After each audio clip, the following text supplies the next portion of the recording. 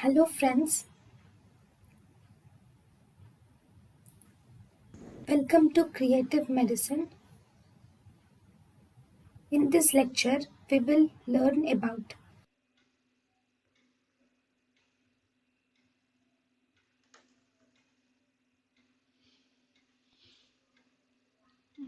Diagnosis of medullary carcinoma of thyroid. Medullary carcinoma of thyroid is diagnosed mainly by the FNAC. So we do an FNAC for diagnosis of medullary carcinoma of thyroid. Then iodine 131 scan can also be done for medullary carcinoma of thyroid, but this iodine 131 scan is not used for medullary carcinoma of thyroid. Why? Because this medullary carcinoma of thyroid is TSH independent. Because it is TSH independent, we do not use it for medullary carcinoma of thyroid. The tumor marker for medullary carcinoma of thyroid is calcitonin. Calcitonin is raised in most of the cases, or in almost all the cases of medullary carcinoma of thyroid. Calcitonin is raised.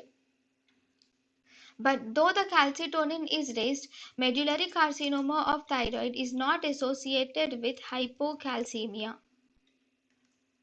Then, treatment of medullary carcinoma of thyroid.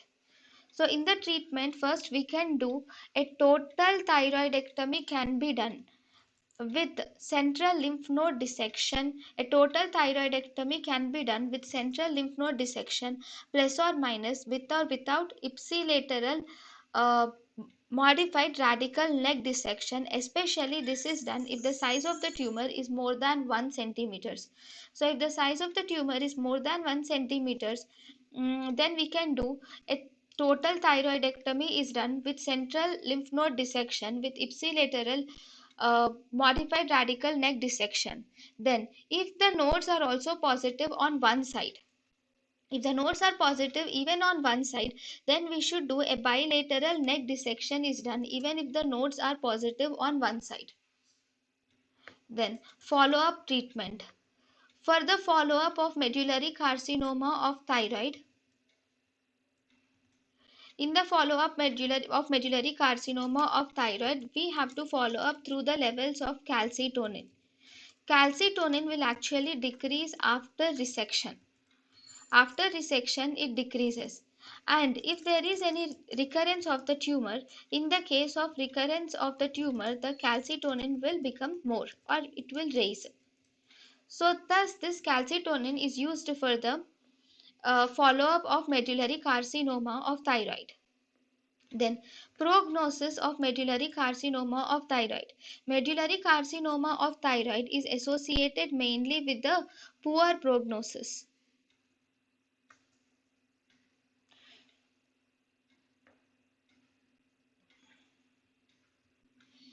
Next, why do you do a bilateral neck dissection?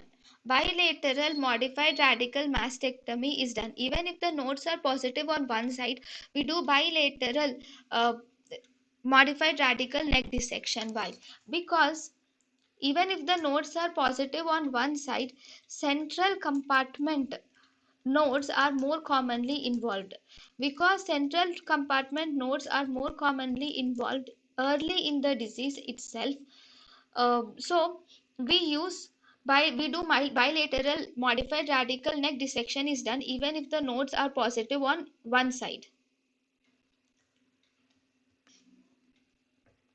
Then one more, if the patient has either locally recurrent disease, or if the patient has metastatic disease.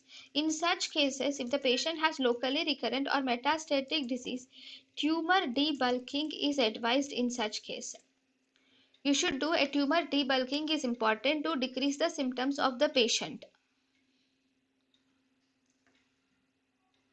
Then here in the patients with medullary carcinoma of thyroid, there is no effective chemotherapy regimen in medullary carcinoma of thyroid. And then we can do radio frequency ablation. Radio frequency ablation can be done for these patients. Only it has a role in palliative treatment. It is done for palliative treatment of liver metastasis. Only for this we can do the radio frequency ablation of thyroid.